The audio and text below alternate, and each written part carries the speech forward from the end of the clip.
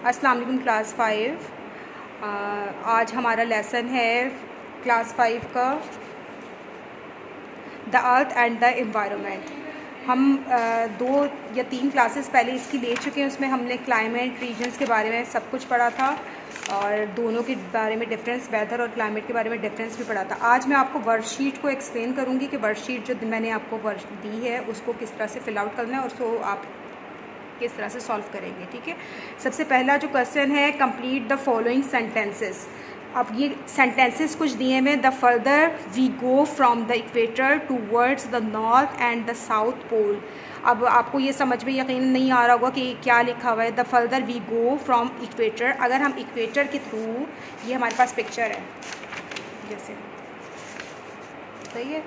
अब जब हम इक्वेटर के थ्रू, ये हमारा इक्वेटर है ना, ये देखिए इक्वेटर लिखा हुआ है, equator 0 degree equator.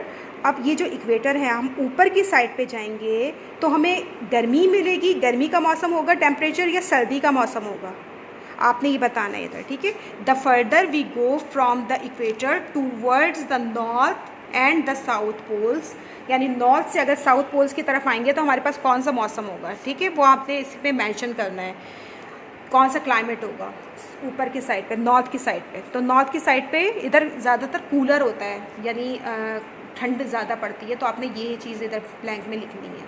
The climate number 2 है, the climate in tropical region is, the climate tropical region किधर है, ये ट्रॉपिकल रीजन है।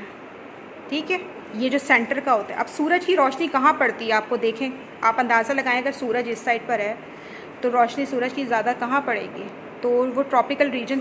तो क्या होता है, ज़्यादातर ट्रॉपिकल रीजन जो है वो ज़्यादा गर्मी से भरा होता है और उसमें हब्स भी ज़्यादा होता है।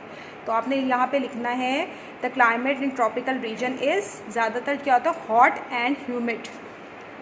अब है number 3, in the equatorial region. Equatorial region का है जो बराबर होता है, यानी दोनों के दरमियान बराबर जो टेम्परेचर होता है। रीजन टेम्परेचर स्टे, उसके अंदर होगा एक ही टेम्परेचर रहेगा, क्योंकि सूरज की रोशनी तो मुस्तकिल गर्माइश दे ही रही है ना, वो ना हिल रही है, उसी जो रीजन है उसके अंदर एक ही मौसम रहेगा।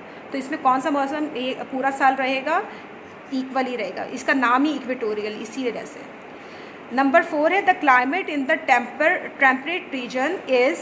टेम्परेट रीजन कहाँ है हमारे पास, ये भी टेम्परेट रीजन है और ये भी टेम्परेट रीजन है। ठीक है, तो अब टेम्परेट रीजन में क्या होगा, क्लाइमेट जो है वो थोड़ा सा ऊपर की साइड पर है ना, सूरज की शुआएं डायरेक्ट नहीं पड़ रही हैं, तो ये मॉडरेट रहेगा। मॉडरेट की मीनिंग मैंने आपको बताई थी कि मॉडरेट की इसके अंदर लिखी हुई है, which means neither too hot nor too cold, जो ज़्यादा ना तो गर्म होता है और ना ही ज़्यादा ठंडा होता है। ठीक है, अब आपने इधर ये लिखना है। नंबर 4 हो गया। नंबर 5 है, एट हाई एल्टीट्यूड।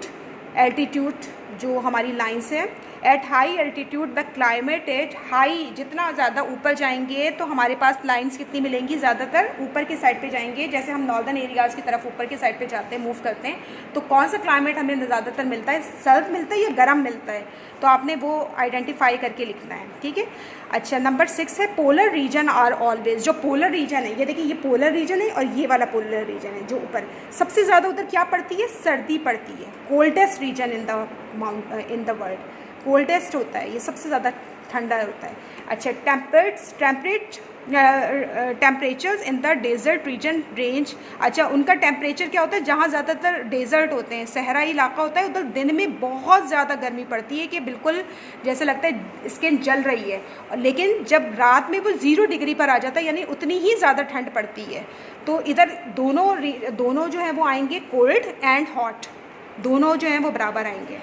ठीक है, अब नंबर 8 है, the higher a place is above. जितना आप ऊपर सी से ऊपर जाएंगे तो आपको कौन सा मौसम मिलेगा, जितना ज़्यादा आप सी से ऊपर, यानी अगर इधर हमारा दरिया है यानी समंदर है, तो समंदर से ऊपर जाते जाएंगे तो हमें कौन सा सीज़न मिलेगा, टेम्परेचर जो है वो कोल्डेस्ट मिलेगा। ठीक है, नंबर 9 पर है, climate is the common weather. Climate जो है वो कॉमन वेदर कंडीशन है ऑफ एन एरिया, किसी भी एरिया की, फॉर एट लीस्ट कितने साल तक के लिए क्लाइमेट ज़्यादा, मैंने आपको बताया था climate long period of time के लिए होता है, तो एटलीस्ट 20 से 30 ईयर्स तक के लिए जो है वो होता है।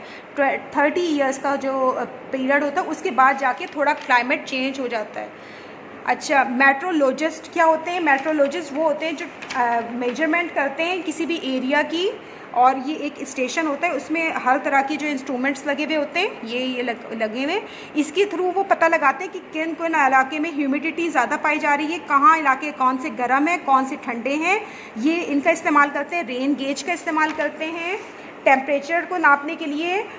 उसके बाद विंड डायरेक्शंस होती हैं, ये डायरेक्शंस हैं, विंड स्पीड के ज़रिए मालूम करते हैं, एयर प्रेशर के ज़रिए मालूम करते हैं, ह्यूमिडिटी मालूम करते हैं थर्मामीटर के ज़रिए, और ये भी हमारा टेम्परेचर थर्मामीटर के ज़रिए। जैसे आपको बुखार होता है तो आप टेम्परेचर किस तरह से मालूम करते हैं? थर्मामीटर के ज़रिए। इसी तरीके से मौसम को भी चेक करने के लिए कुछ मीटर्स इस्तेमाल करते हैं, और वो कौन बंदे करते हैं? वो हैं मेट्रोलॉजिस्ट होते हैं, उनको मेट्रोलॉजिस्ट कहते हैं। ठीक है, तो आपने इधर लिखना है कि वो कौन से 2 इंस्ट्रूमेंट इस्तेमाल करते हैं जिसकी वजह से जो है वो हमारा एक्यूरेट वेदर पता चलता है। ये वो दोनों आपने लिखने हैं। फिल इन द ब्लैंक से हमारी ये बहुत ईजी है। The climate is based on the dash of the region. ये बुक के अंदर ही है, अब लेकिन आप इसको समझने की कोशिश करें पहले, किस चीज़ के ऊपर बेस करता है। नंबर 2 है the sea is cooler than the land. Sea जो है वो ठंडा होता है, और लैंड क्या होती है? गर्म होती है, ठंडी होती है, क्या वो लिखनी है आपने। अच्छा, कोस्टल इलाके, कोस्टल आपने मैप इसके अंदर होगा शायद, देखती हूँ, पाकिस्तान का मैप है, उसके अंदर कोस्टल जो एरियाज़ होते हैं ना, मैप पाकिस्तान का है नहीं इसके अंदर शायद।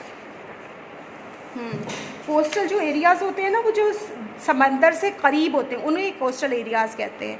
हैव माइल्ड विंटर, ठंडे होते हैं, दरमियाने होते हैं, यानी थोड़े ठंडे होते हैं। Winter due to the dash, ये आपने बताने हैं कि किस तरह से होते हैं। नंबर 4 है dash divides the earth exactly into 2 halves. The dash divides, क्या चीज़ डिवाइड करती है?